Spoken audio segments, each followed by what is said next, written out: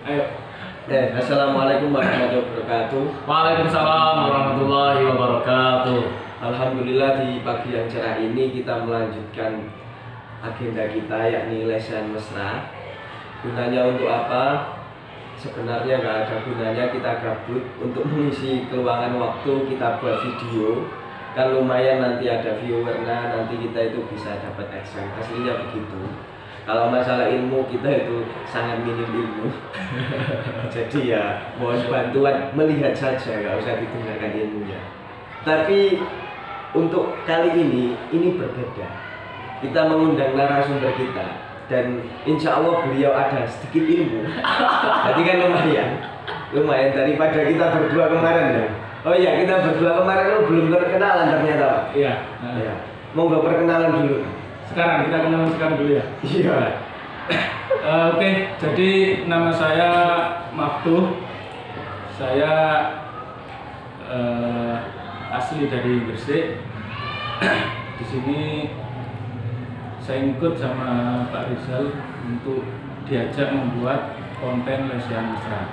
Jadi awalnya saya juga nggak ada niat, cuma saya juga gabut. Jadi akhirnya kita sama-sama buat konten lesehan mesra. Langsung saja ya. Iya. Langsung saja kita ke narasumber kita. Sebenarnya ini bukan narasumber.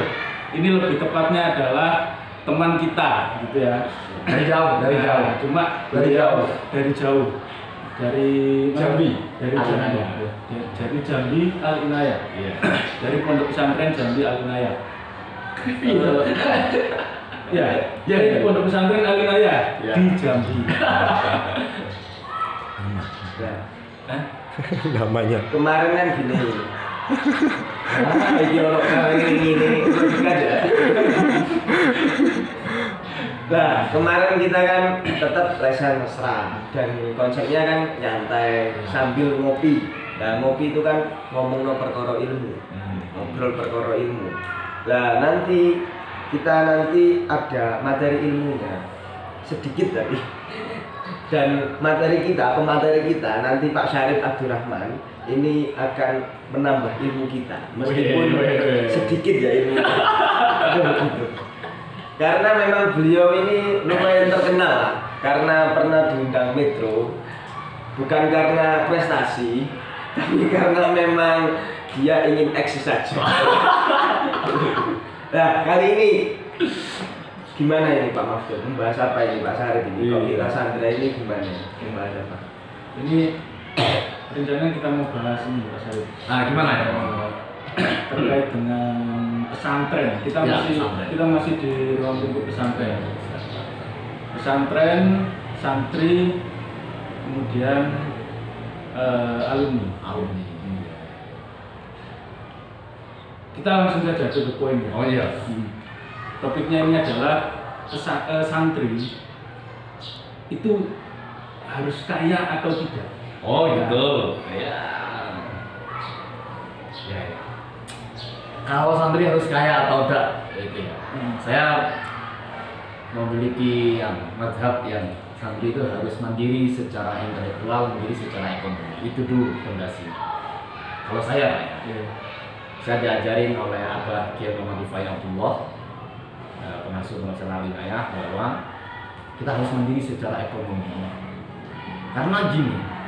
Karena kalau kita tidak mandiri secara ekonomi, biasanya ilmunya pinter nang pondok, itu pulang tuh nggak terlalu berguna dan itu sibuk mencari maisha, sibuk mencari uang, akhirnya ngajarin tertinggal.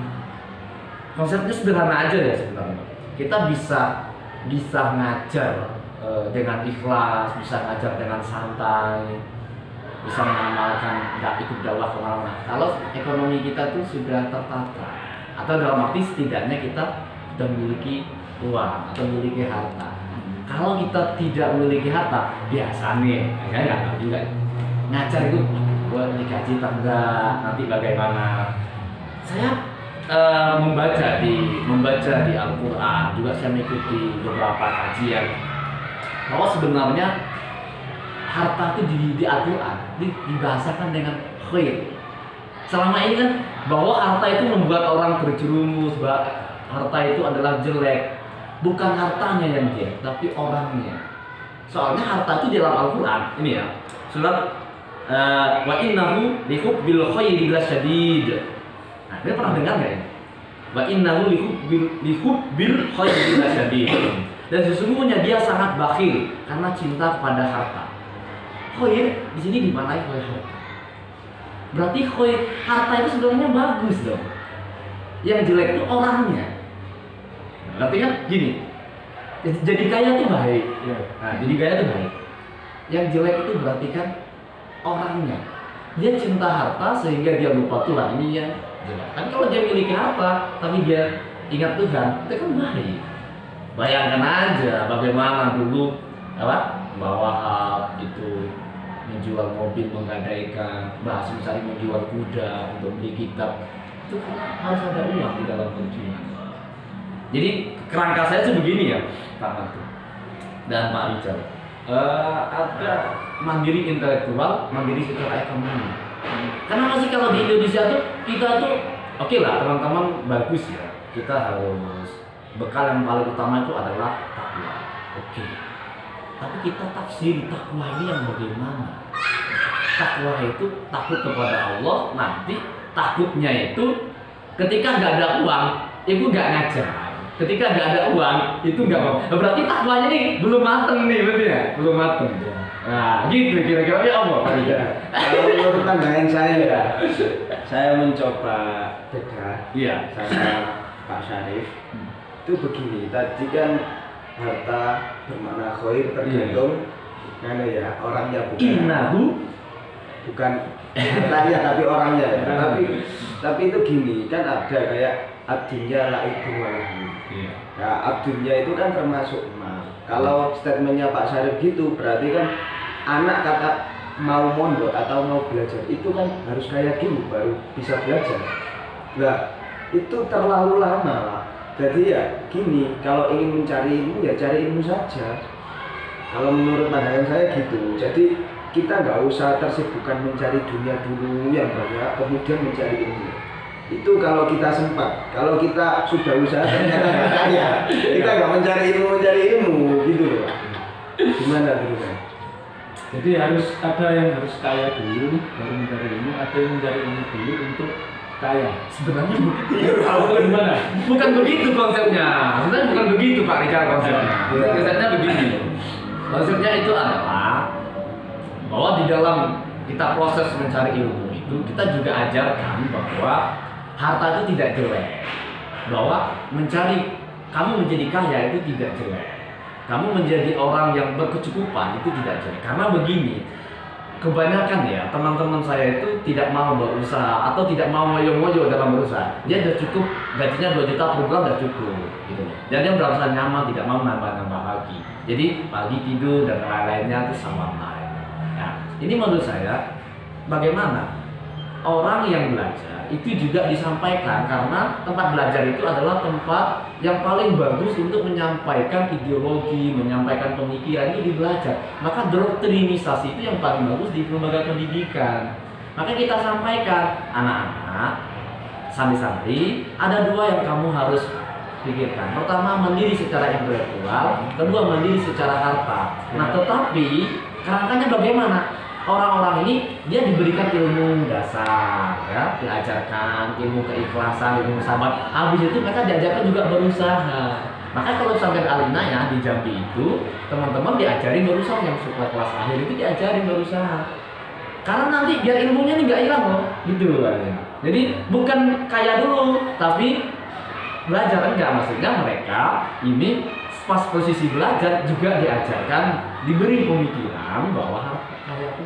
Nah, kaya itu gini, maksudnya saya tanya ya Pak. Iya.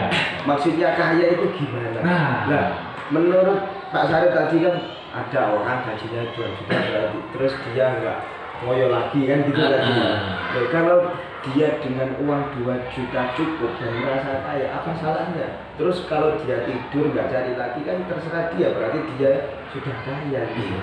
Ya kaya itu gimana? Atau gini, Gimana? ada yang ini, maksudnya ada santri yang boleh punya pemikiran bahwasanya santri kita itu harus cukup aja gitu dan merasa kaya. Merasa kaya dengan kaya itu kayaknya beda. Ya, merasa kaya dengan kaya. Merasa kaya itu kan mindset. Tapi kalau kaya itu materi. Kalau merasa kaya orang miskin, orang nggak punya, kadang-kadang nggak punya apa-apa, tapi dia merasa kaya, aku lo kaya. Itu mindset itu. Tapi kalau coba daftarkan kekayaannya misalnya ya LHKPN gitu, dia nggak masuk. Ya, jangankan sampai kemudian dianggap kaya. Dipajuri aja, karena udah kayaknya udah nggak mau, nggak mentolo, majuri wong sing merasa kaya, ya. Tapi ada orang yang secara materi benar-benar kaya. Nah, pemikiran yang kayak gitu di di para santri itu ada santri itu yang dia kurang suka dengan pemikiran bahwasanya kita harus banyak mencari materi, tapi kita harus menata hati. Merasa kaya itu. Merasa kaya cukup untuk merasa aja, merasa kaya. Tapi ada santri yang lain yang dia itu mengatakan bahwasanya kaya itu harus ada ukurannya. Ukurannya itu ya materi itu tadi. Ya, seperti Pak Sarif ini kan ukurannya materi. Mungkin Pak Rizal ukurannya adalah hati. Nah ini ada beda. Gimana? Santri harus biarkan ada mindset dua itu, atau tetap istilahnya santri itu harus mindsetnya ya merasa kaya aja, nggak perlu untuk punya materinya. Kalau saya sih berangkat dari gini, Pak. Kalau seseorang itu saya membagikan ini, orang itu harus kaya atau orang itu harus memiliki harta berkecukupan, setidaknya dia tidak mengemis kepada orang lain.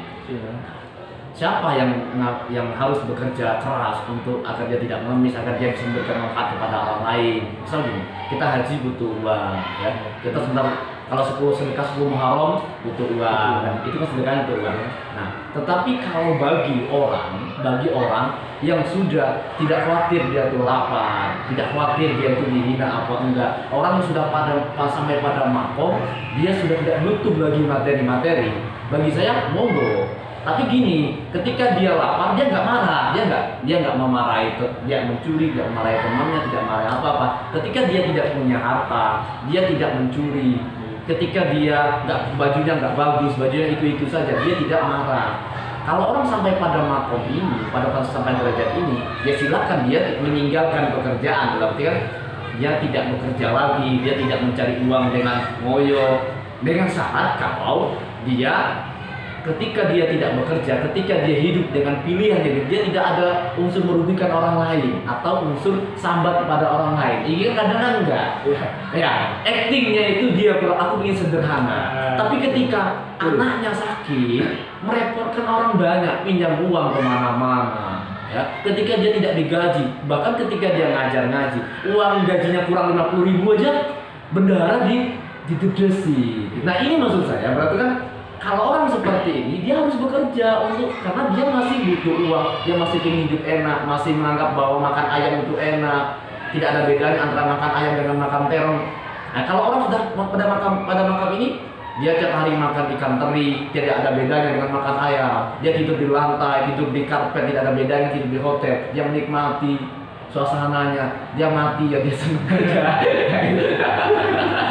Miskin dia senang. Nah kalau orang kayak gini ya sudah, tapi jangan repotkan orang lain gitu loh. Kadang kan enggak, kok sana sini sambat, numpang hidup di temennya, ya, utang di temennya. Ini orang-orang kayak gini harus kaya. Ini loh, maksudnya gini Pak ya. Kita Indonesia ini kan mayoritas orang kaya. Maksudnya orang Muslim. Kenapa? Kalau jatahnya itu, karena ini ada mindset ya, maksudnya mindset perubahan itu. Pencuri itu kebanyakan Muslim, ya. Tapi terus yang miskin, yang di bawah-bawah itu orang yang banyak yang nyolong, ngambil harta orang, korupsi itu Muslim. Tiba jatahnya orang kaya, itu jatahnya Pak Haritanu. Ya, jatahnya orang-orang yang kaya-kaya gitu, kenapa jatahnya orang-orang kayak gitu gitu? Muslim. Nah iya, kenapa kita nggak punya mimpi-mimpi? Sekali-kali lah saya tuh berjejer dengan Pak Haritanu, hartanya yang pemilik Jarum, BCA kayak gitu. Kenapa waktu kaya jatahnya orang itu gitu, orang teman kita, saudara kita yang sebelah. Tapi jatah miskin kita yang banyak. Bukan nggak apa, tapi kebanyakan kita over miskin gitu. Sebenarnya itu ada ini. Ada satu apa counter ya, ada pembelaan. Pernah ada yang mengatakan bahwasanya Islam itu ini citranya buruk. Kenapa buruk? Kita lihat aja di Indonesia, orang mau sholat Jumat, sendal hilang. Bayangkan, sandal aja hilang, apalagi sepeda, apalagi yang lainnya. Itu sebenarnya begini. Ada yang mengcounter begini, bahwasanya kenapa orang miskin itu banyaknya orang miskin di Indonesia banyaknya orang Muslim? Yaitu karena orang Indonesia memang mayoritas orang Muslim. Nah, di semua negara pasti ada orang miskin. Sekarang kalau saya mau tanya, di Amerika orang miskin Islam enggak? Yang enggak Islam. Kenapa ya? Karena di sana mayoritas bukan orang Islam gitu. Di Filipina itu negara miskin. Tapi apakah di Filipina yang miskin Islam? Juga tidak. Gitu. Nah itu ada yang kontra begitu. Tapi nggak apa-apa. Itu maksudnya untuk motivasi kita nggak ada masalah. Ternyata yang kaya-kaya di Indonesia kebanyakan non Muslim. Gitu. Mereka bukan non Muslim, agamanya mereka sendiri. Tidak ada agama non Muslim. Oh, tidak ada agama non Muslim. Ya agamanya mereka aja. Iya. Ya, kadang bagian teman-teman saudara kita itu tidak mau dikatakan non Muslim. Berarti kita menjustifikasi ada agama baru. Agama apa? Non Muslim. Kita begini. Enggak, itu kan penggunaan istilah. Sebenarnya begini. Kalau mereka tidak mau disebut, tapi ini agak sensitif. Iya, makanya. Tidak usah. Kita besok bahas itu. Sebut agamanya aja. Maksudnya gini, kalau nyebut agama itu agak susah. Iya. Makanya kita umumkan aja. Iya. Dijadikan istilah umum. Bahwasanya orang-orang yang beragama selain Muslim, selain Islam. Yang ini loh, Pak. Yang saya takutkan gini loh, Pak Syarif kan selalu memotivasi agar santri kaya materi, bukan merasa kaya. Sedangkan ini kan Indonesia masyarakat kan rata-rata Muslim. Rata-rata Muslim dari menengah ke bawah kan sangat banyak ya orang Islam. Ya untuk mencapai kaya itu zaman sekarang itu memang agak sulit kalau tidak punya privilege. Yang saya takutkan Kenapa? Yang saya takutkan gini, memotivasi para santri harus kaya. Dia sudah menggebu-gebu dengan mimpi yang dijual Pak Syarif. Sudah menggebu, saya nanti kaya seperti Haritanu kan. Ternyata di kehidupan realita sesudah lulus SMA, jadi Pak Syarif gini, ternyata kok kalau nggak punya orang dalam, nggak punya privilege, ternyata kok gini. Ternyata susah kaya. Akhirnya dari mimpi yang sangat tinggi terjun stres. Makanya menurut pandangan saya ya, merasa kaya itu penting. Daripada iya, karena memang mayoritas Indonesia itu masih menengah ke bawah, yang masyarakat muslimnya, yang ekonominya. Nah kalau melulu menjual mimpi, yang saya takutkan dia stres karena sudah melambung tinggi. Santri bisa mandiri, bisa milih. Memang saya setuju, tapi realitasnya nggak begini. Ini menarik. Saya mau nanya ini ke Pak Syarif. Kenapa setiap kali misi setiap kali jenengan misi di santri-santri itu ada motivasi untuk kaya gitu. Padahal kan mereka maksudnya gini, kalau motivasi untuk kaya terus kemudian disampaikan di forum motivasi menjadi pengusaha sukses, menjadi bisnismen, itu mungkin cocok. Tapi ketika kemudian dibenturkan dengan realita, bahwasanya santri kan realitanya dia ngaji, bukan usaha, bukan kerja, bukan usaha. Tapi kenapa terus ada motivasi untuk kaya? Kenapa nggak motivasi untuk mencari ilmu, baru setelah kemudian lulus, baru apa alasannya? Sebenarnya itu adalah kepingan kerangka yang melengkapi semuanya. Jadi itu kan rentetan dari sebuah penyampaian pesan. Jadi bukan hanya di dalam penyampaian itu saya mesti awalnya akan menyampaikan yarfa'il ladzina amanu minkum. Jadi bahwa saya yakin sekali dengan Al-Qur'an itu, saya yakin sekali bahwa Kalau kita memiliki ilmu, maka kita akan diangkat derajatnya. Nah, salah satu derajat yang kita angkat itu adalah kita memiliki kemapanan hidup. Nah, oleh karenanya, jadi ini kan kerangkanya kan sebenarnya itu kan kerangka utuhnya bukan. Jadi disorotnya kan nyorotnya hanya motivasi kayanya aja nih. Ya. Nah, sebenarnya kan sebelumnya kan ada. Kamu harus belajar yang rajin. Kamu harus ada kerangkanya. Maka tadi di awal saya berbicara ada dua yang harus dimiliki bahasanya apa? Mandiri secara intelektual, mandiri secara ekonomi. Makanya saya sampaikan kenapa intelektualnya santri ini akan tetap bertahan kalau ekonominya ini lancar nih. Nah, aku punya banyak teman pewinter waktu mondok pewinter, habis pulang sibuk dengan nyari nafkah kemana-mana, terus ilmunya ini seakan-akan nggak bisa bertahan lagi karena dia nggak bisa memanfaatkan sibuk anaknya. Sekarang ini loh Pak, sampai ngajar ikhlas bisa ya, sampai ngajar ikhlas mungkin saya nggak meragukan lah, bertahun-tahun gajinya kecil kan saya nggak paham gitu. Tapi masalahnya ketika sampai punya anak, punya istri nanti, apa bisa nggak sampai anak yang anak 1 tahun itu sampai bilangin, nangis minta uang jajan, kamu jangan minta uang jajan, bapak ini zuhud, bapak ini orangnya ini ikhlas gitu. Apa dia bisa apa? Enggak. Makanya kita harus mandiri secara ekonomi. Nah, caranya itu terserah Pak. Bisa itu nanti usaha online, bisa usaha buka kafe, itu susahnya terserah. Tapi yang penting dia mandiri. Jadi sebenarnya kerangkanya itu ada kerangkanya Pak Reza. Bukan hanya kayak ini. Kerangkanya awalnya kita adalah Allah itu Maha Kaya, Allah Al-Ghani, Allah itu Maha Kaya. Allah tuh merintahkan kita haji itu butuh uang. Allah merintahkan kita ibadah, kita beribadah tuh menutup aurat. Untuk aurat itu harus ada baju. Allah merintahkan kita untuk berpuasa. Buka puasa itu harus ada makanan. Ya Allah merintahkan kita untuk syiar dan dakwah itu ada. Jadi sebenarnya yang saya pahami dari gaulnya Ya Idris dan Ya Jamal itu bahwa ini hanya kendaraan kita untuk syiar dan dakwah. Nah, tapi bukan itu ya. Kalau motivasi itu bukan itu sebenarnya Pak. Dia harus klarifikasi. Jadi motivasinya apa? Itu sebenarnya kalau di Almaya itu teman-teman itu tidak semua santri diajarkan bab bisnis itu, tidak semua santri. Tapi dipinterkan dulu ya santri. Tapi mimpi itu harus kita jual. Gini, saya punya teori gini. Ya. Orang kenapa hidup? Kenapa orang? Karena dia punya harapan. Dia punya harapan. Kenapa? Kalau dia punya harapan, bagaimana dia muncul harapan? Karena dia punya mimpi. Mimpinya harus kita tumbuhkan bagi generasi muda bahwa bisa sukses di hari tuanya. Kalau orang tidak ada mimpi, tidak ada harapan, maka dia bunuh diri.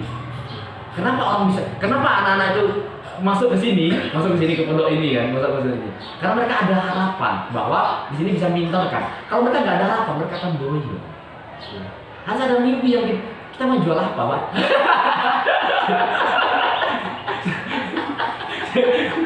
Saya harus klarifikasi ya. Jadi bahasanya tidak menjual, tidak menjual mimpi, ya. Tapi kita itu menjembatani. Oh, menjembatani. Anak-anak itu pada mimpinya untuk meraih mimpinya. Jangan menjual mimpi. Ini satu istilah yang kurang ini. Kurang baik. Oke. Pas. Ini Pak Rizal. Intinya sudah lama ini dilanjut apa gimana? Kalau dilanjut nanti ada jilid 1, jilid 2 ini. Oke. Atau gimana? Oh, tayangannya ada 2 tayangan. part 1, part 2 ya. Gimana? Nanya gimana Pak Nandir? Gimana ini? Lanjut. Ya lanjut dulu ya, karena memang masih menarik ya. Iya, kita lanjut dulu. Karena ini beda sama kemarin. Ini agak berbobot dikit lah. Iya. Nah, saya dari Pak Syarif ya, Ya, oke. dari tadi ya. Ya. Kenapa kok anak-anak nggak diajari tentang usaha saja? Jadi kita itu menjual tentang gimana cara bekerja, Iya. bukan kita cuma langsung kayanya saja, langsung global. Oh iya. Kok nggak spesifik? Ayo jualan pentol gitu. Ayo usahain. Karena kan kaya itu kan bisa dari beberapa jalur, Iya. maksudnya usaha ya. Iya. Nah, santri itu kan terkenal dia itu ngaji, terkenal gini. Ketika boyong, dia itu loh merasa malu jualan pentol, jualan cilok. Kenapa kok tidak digenjot masalah kita itu nggak boleh malu usaha? kita harus menjadi juragan pondok, kita harus juragan cilok. Nanti dengan itu bisa kaya, bukan langsung kaya itu mimpi. Itu mimpi. Makanya itu saya nggak setuju kalau statement kaya. Mungkin kita harus merasa kaya dulu. Merasa kaya dulu, kita tuh harus nggak boleh malu, kita usaha nggak boleh malu. Dengan begitu kita nanti kaya.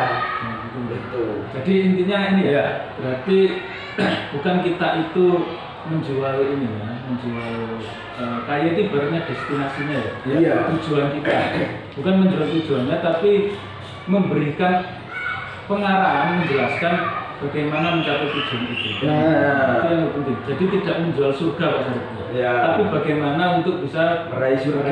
itu. Itu loh Pak. Gimana Pak Sarip? Iya. Kembali pada kerangka awal itu tadi. Kita harus memilih secara intelektual, secara ekonomi. Namun yang awal saya sampaikan kepada teman-teman santri itu bahwa sampean harus menjadi ada 3 hal, berilmu, berharta, bertata. Izin Islam, kemandirian Islam, kebangkitan Islam ini akan bisa dicapai pertama kalau mereka berilmu. Mereka berilmu, gitu kan. Tidak akan mungkin ya kan, orang bisa menguasai dunia kalau nggak punya pengetahuan dan itu lainnya. Yang kedua, ilmu ini adalah modal utamanya. Ini butuh pelicin, butuh oli, butuh kendaraan. Maka dia harus berharta. Nah, setelah ini ilmunya ada, hartanya ada, tapi kebijakan tidak bisa diambil, maka dia harus bertata. Kalau ingin Islam itu kembali jaya, maka kita harus menjaga pegang 3 ini, berilmu, berharta, bertata. Nah, terus kenapa kita sampaikan kaya? Logika sederhana, karena kita tuh berbicara dengan banyak orang. Dengan banyak orang itu kalau masalah nanti mengajarin masalah usaha itu teknisnya. Tapi kalau secara global yang bisa ditangkap oleh otaknya orang banyak bahwa kaya. Mudahnya itu kaya, berharta. Itu semua orang akan paham, tetapi kita akan jelaskan teknisnya itu nanti pada bab selanjutnya, maka ada pelatihan selanjutnya. Jadi tidak setelah kita sampaikan dulu secara global, kamu tuh goalmu ini, kita sampaikan goal. Dalam hidup kita ada goalmu ini. Setelah goalnya ada, berarti baru teknisnya nanti ditata. Nah, tapi goalnya belum ada, teknisnya dulu. Kebanyakan teknis, banyak teori. Mohon maaf ya, kenapa kita itu saya kemarin mendengar percakapannya Gus Yahya, ketua PBNU. Menarik bicaranya. Lalu beliau itu sekarang mengelola bagaimana kemudian ekonomi, bagaimana kita bicara sesuatu yang realistis, sesuatu yang maksudnya akan bisa dijangkau. Nah, terkadang NU itu terlalu banyak berbicara. Besok kita mau dakwah si Adon dari pagi sampai malam sampai pagi lagi membahasnya. Pas eksekusi nggak jadi. Kenapa? Karena nggak ada dana. Karena nggak ada yang modalin. Ketika ada yang modalin, rame rebutan karena orangnya terlalu banyak. Jadi yang perlu kita sampaikan, bagaimana kalau setiap pesantren ada aja wirausahanya, ada mengajarkan wirausaha, ada mengajarkan ini. Itu teknis di lapangan. Nggak mungkin kita sampaikan itu di secara global karena pemikiran semua orang tidak sama. Nah, pun diarahkan, mungkin ini cocoknya ke masak, teknisnya dimasak. Ini cocoknya nanti di sablon, teknisnya di sablon.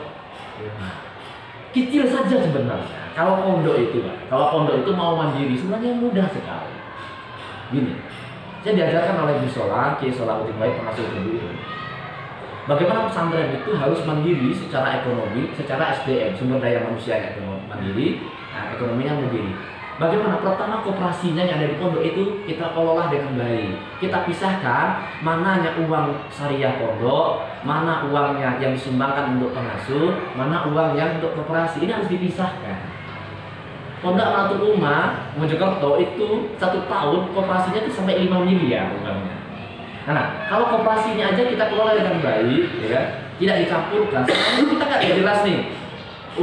Ada orang nyumbang ke pondok, ini nyumbangnya ke pengasuh atau ke pondok, karena nggak jelas. Berarti kan ada syubhat ini uangnya.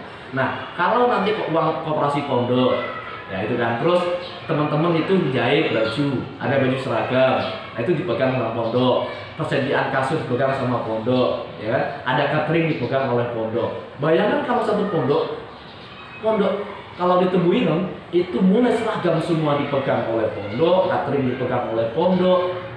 Titipan kasurnya dipegang oleh pondok, uangnya diputar di pondok dan kembali untuk kemasukan santri lagi. Di Gontong juga begitu Alina ya. Udah mulai bangun kayak itu untuk pesantren, bukan pesantren. Enggak, maksudku gini. santrinya gimana?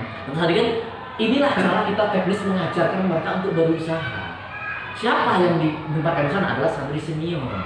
Jadi jangan anak-anak baru masuk pondok yang kita sampaikan adalah mimpi pada mereka. Bagi yang sampaikan kamu harus punya angan-angan, punya cita-cita. Tetapi teknisnya nanti kalau kamu sudah bisa baca Quran, sudah paham ini hadisnya tentang bagaimana kaya, bagaimana takwa, baru nanti ketika dia mau lulus tahun-tahun terakhir kita berikan dia materi untuk ini. Dari di mana dia belajar? Di pondok itu tadi, karena sudah ada tersedia, disediakan mereka untuk magang. Jadi ada berapa bulan atau berapa tahun sebelum dia boyong kita berikan wadahnya di mana? Biar kita tidak bayar lagi wadahnya di pondok sendiri.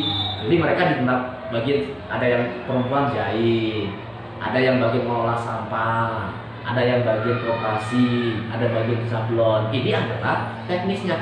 Ini kita buat biar mereka nanti latihan dulu. Kalau mereka latihan pondok salah nggak apa-apa. Kalau mereka nanti kerja salah dipecat sama bosnya. Gitu kerangkanya kan gitu. Kerangkanya gitu. Sebenarnya kerangkanya sudah bagus.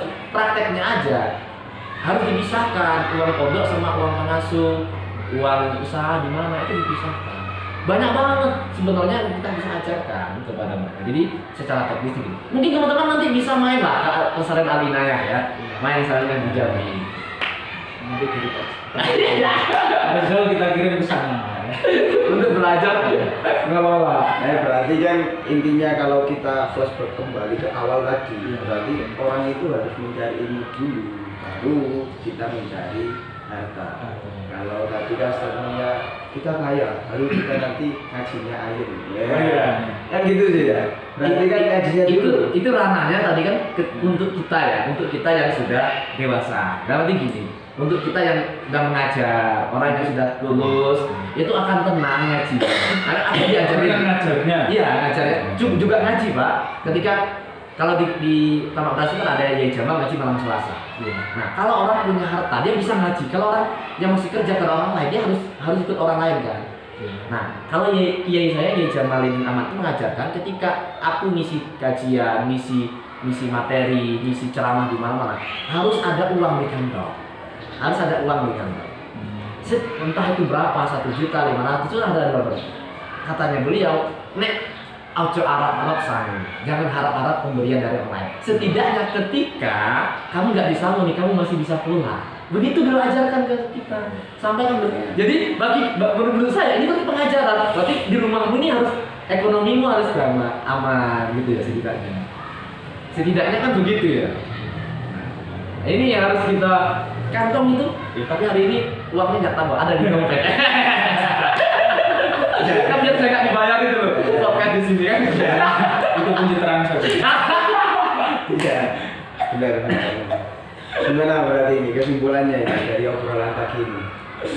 Kesimpulannya intinya adalah kalau menurut saya, ini kesimpulan saya adalah berarti santri itu tidak boleh takut kaya. Soalnya ada beberapa santri yang mungkin terdoktrin bahwasanya nanti kaya, hisapnya begini. Akhirnya mereka takut kaya. Iya. Soalnya pesantren itu kan lebih condong ke pelajaran tasawufnya.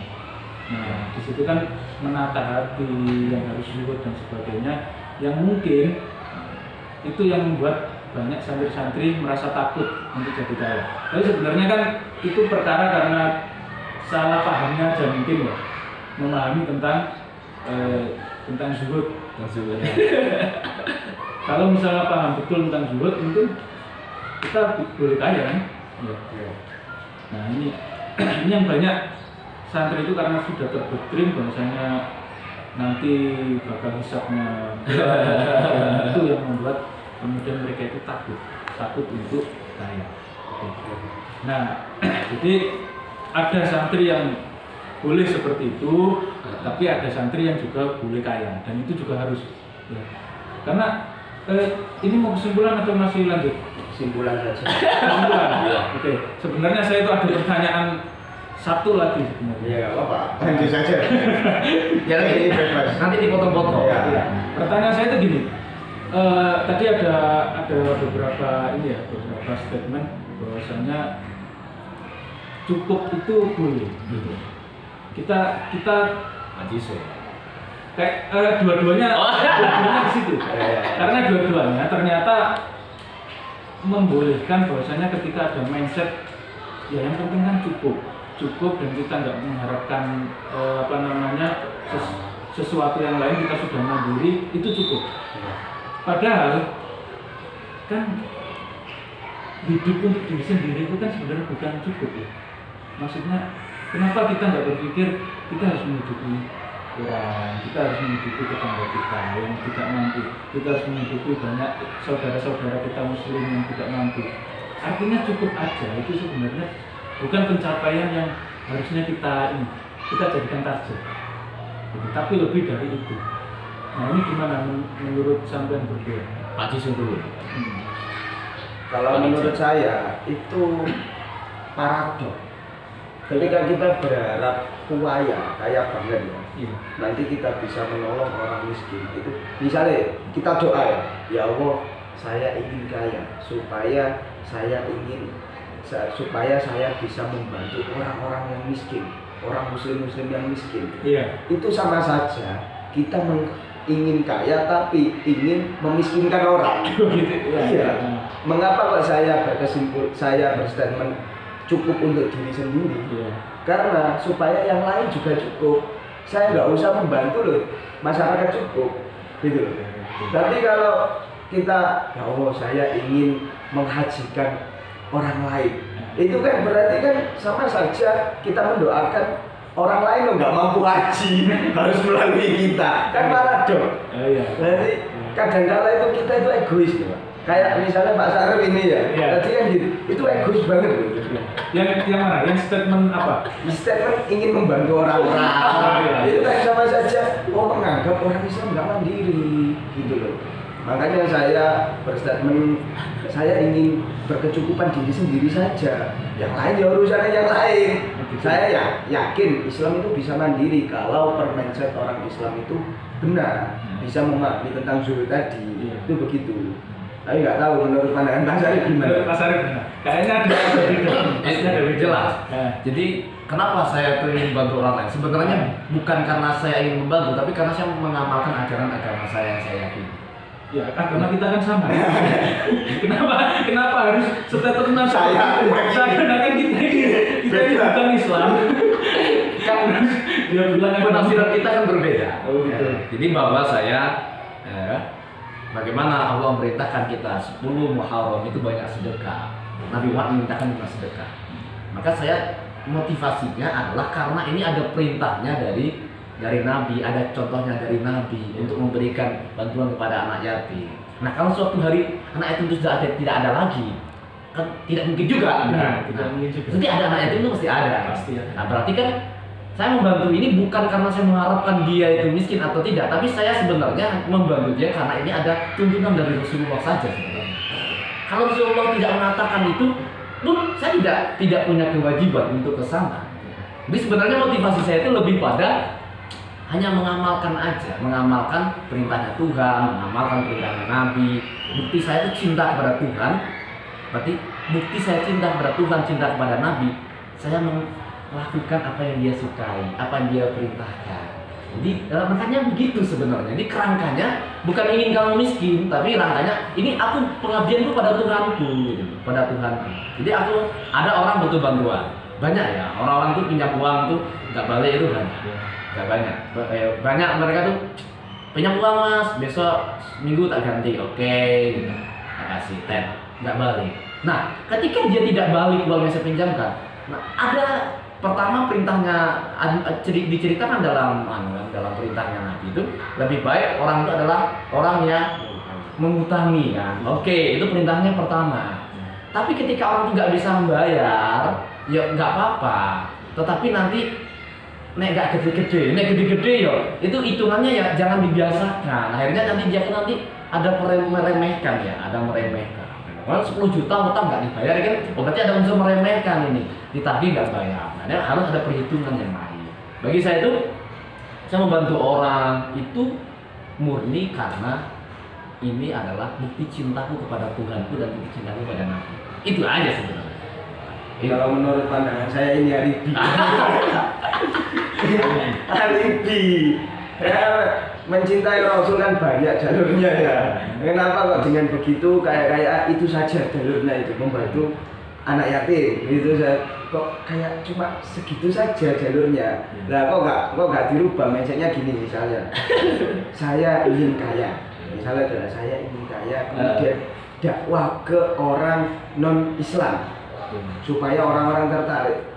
Kayaknya kok lebih bagus itu ya. Jadi saya ingin membantu orang non Islam yang miskin-miskin. Itu saja nggak apa-apa, saya masih setuju. Tapi kalau membantu orang Islam terus anak yatim itu kayak gimana gitu. Itu kan sama-sama Islamnya gitu. Lama-lama ketergantungan. Oh ini Muharram, mari kita sedekahan.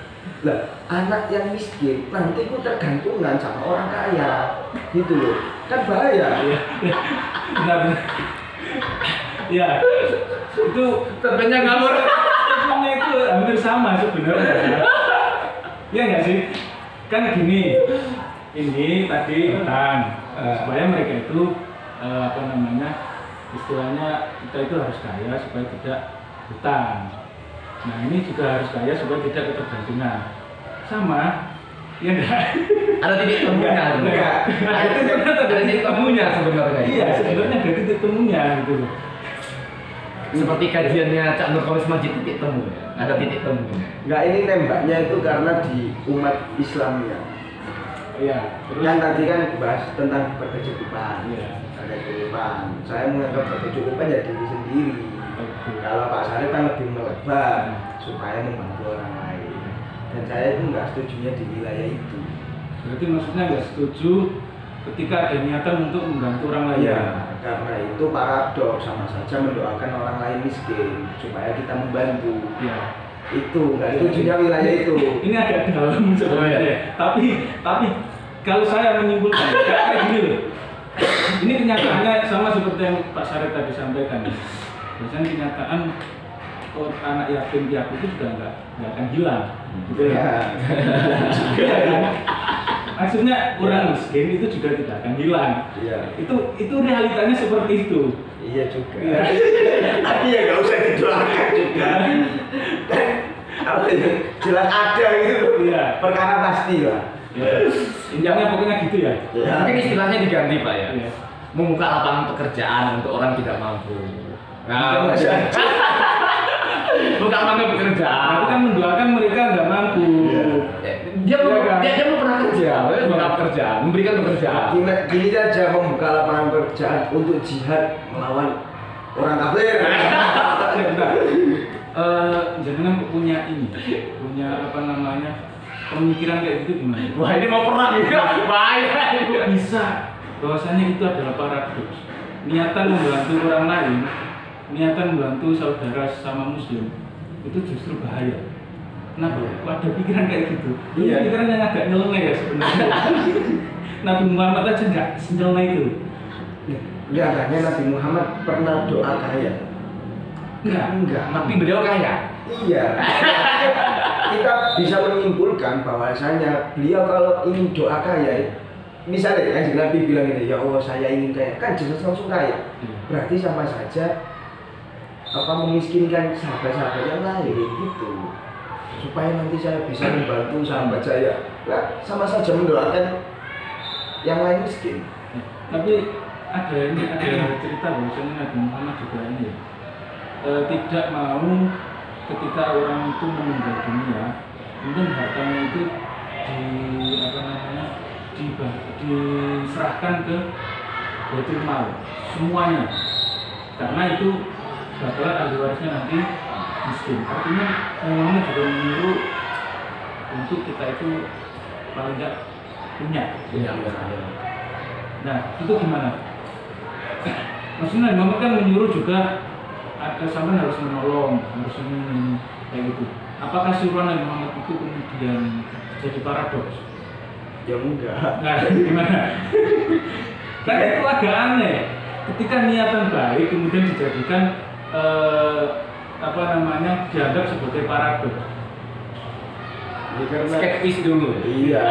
Nah, coba kita pingin pinter supaya kita bisa bisa mengajar itu. Nah. Oh berarti kita mendoakan orang-orang lain tidak pintar, kan aneh gitu loh. Kenapa soal niatan baik ini jadi paradoks? Ya itu loh namanya dunia itu lah ibnu walahu ya gitu. Itu memang. Makanya kita itu apa ya sendal gurau saja lah biar memang begitu rumit. Saya juga mikir iya benar dia. Ternyata pikiran saya yang rumit. Tapi kan begini ya, perintah di Al-Quran itu kan aqimus shalah wa atuz zakat, itu gandeng. Iya. Bahwa bagaimana Allah itu banyak menyebutkan, menggandengkan sholat kan ibadah khusus kepada Allah. Ya. Terus sementara zakat ini adalah ibadah khusus kepada kemanusiaan. Nah, kenapa tadi saya ingin membantu orang, ingin gitu? Karena begini, kalau ibadah sholat tahajud cukup saya dan Tuhan yang tahu. Tetapi Enggak saya tahu juga. Satu kamar. karena kalau untuk sedekah itu ada pahala publikasi. Ada pahala publikasi. Jadi begini, kenapa harus ada gebiar muharram? Kenapa harus ada gebiar zakat? Karena biar orang lain termotivasi juga untuk membantu. Orang yang belum punya uang aja dia juga mau sedekah. Orang yang punya banyak uang, oh berarti aku kaya nanti aku ingin sedekah kayak gitu. Dia orang sampai antri kayak gitu. Ini ada, kalau ada dosa publikasi, ini ada pahala publikasi. Memotivasi orang untuk melakukan 10 Muharram itu misalnya kan gitu, sedekah itu. Guru saya Kiai Jamal itu 10 Muharram itu sedekahnya sangat luar biasa, beliau sangat luar biasa. Anak yatim itu diundang. Dan kalau nggak bisa datang itu diantar ke rumahnya. Itu iurannya bukan hanya 1.100.000, tapi beliau mengumpulkan begitu banyak. Nah, sama dengan Nabi Muhammad. Nabi Muhammad tidak berdoa kaya, tapi beliau kaya. Beliau itu memberi makan loh orang yang tinggal di pinggir rumah beliau itu seperti Yang asal suka ya orang-orang seperti Abu Hurairah itu kan. Dan Khadijah itu kaya. Itu coba. Enggak, saya cuma berkesimpulan gini dong. Kenapa kok tembakannya kok selalu kita membantu sesama kita itu? Iya. Itu motivasi yang bagus. Berarti dia Kenapa? punya sosial yang baik. Kenapa kok kita nggak membantu non-Islam? Karena Supaya orang kafir itu masuk Islam. Orang tertarik masuk Islam karena dia lihat internalnya. Orang internalnya itu diramut gitu loh. Coba bayangkan, ngeramut eksternal, internal nggak diramut. Lo orang gitu, nggak mau masuk sana nanti dilantarkan saya kayak gitu. Coba kalau internalnya itu kan diramut ya, internal. Wih yo, di sana itu bagus ya. Aku tak masuk ke sana. Makanya Islam itu internalnya harus bagus semua. Nah, tapi kita kan terbentur itu kan tadi di ranah pemikiran yang bahwasanya orang Islam harus bagus semua itu menurut saya itu adalah suatu yang ideal. Iya. Padahal kenyataannya kan enggak. maksudnya itu emang realitanya itu tidak akan habis. Maksudnya orang miskin yang di Islam juga pasti ada. Nah itulah kemudian fungsinya kenapa kita harus saling membantu. Ada zakat, ada sedekah, itu kan fungsinya di situ. Karena memang realitanya itu nggak akan pernah habis. Anak yatim juga pasti tetap ada sampai kapanpun. Ya itu nggak bisa dipungkiri. Gimana caranya sampai menolak adanya anak yatim? Orang Islam nggak boleh ada anak yatim. Kalau yatim keluar dari Islam. Begini juga, kan sebenarnya begini ya, berkaitan dengan itu ya. Kalau kita baca seperti kitab Fathul Qorib, ini kita ngomongin ke pesantren ya, Fathul Qorib. Zakat fitrah itu zakatnya terakhir, Pak. Babnya itu agak ke belakang, bab zakat fitrah itu. Oh. Tapi kenapa kita pikir? Iya, Pak. Di kitab Fathul Qorib itu yang saya ajarkan ke teman-teman itu, zakat belakang jadi zakat fitrah, agak ke belakang. Tetapi kenapa zakat fitrah yang paling populer di Indonesia? Saya tuh membaca banyak riset. Ternyata memang zakat fitrah itu paling mudah, ya, setahun sekali. Dan itu dilakukan tidak banyak gitu loh.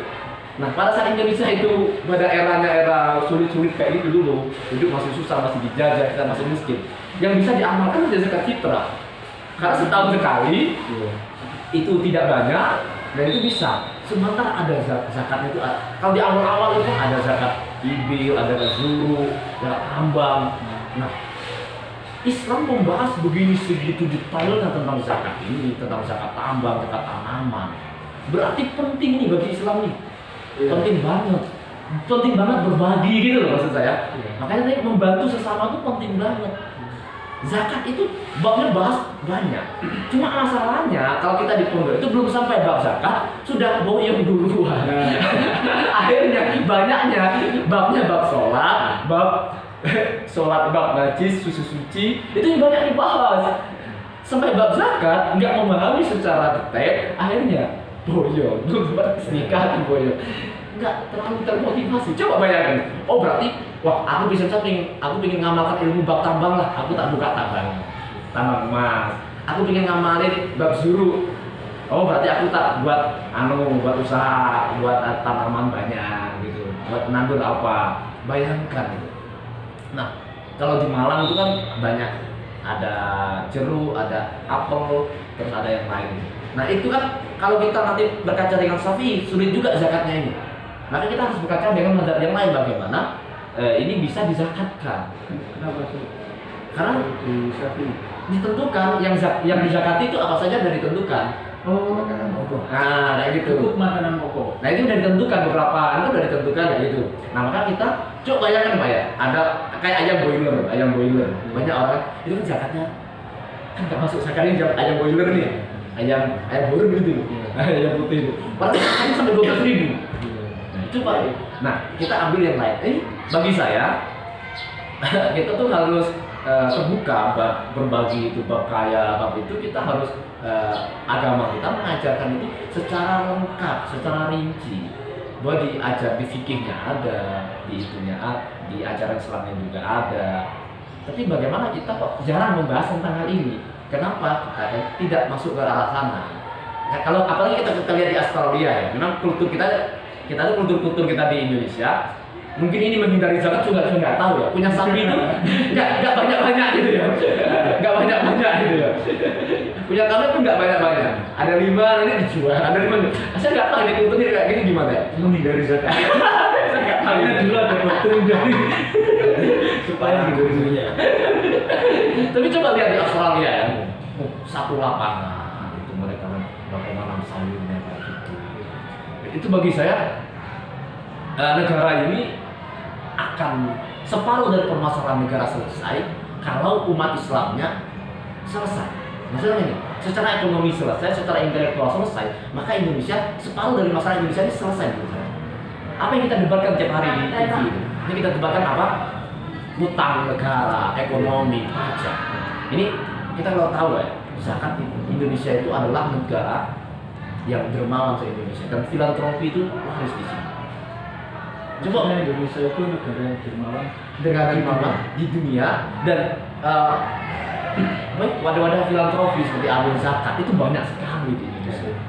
Angkanya itu, saya melihat angka itu ngeri banget ya. Kalau dikelola dengan baik itu ngeri banget. Contoh ACT. Itu saja. Enggak, maksudnya saya enggak bilang itu cuma wadah buat zakat gitu. Enggak. Tapi mohon maaf ya. Ya memang pikirannya agak ada. Oke, berarti ini kayaknya udah terlalu lama ya. Kita akhiri aja ya.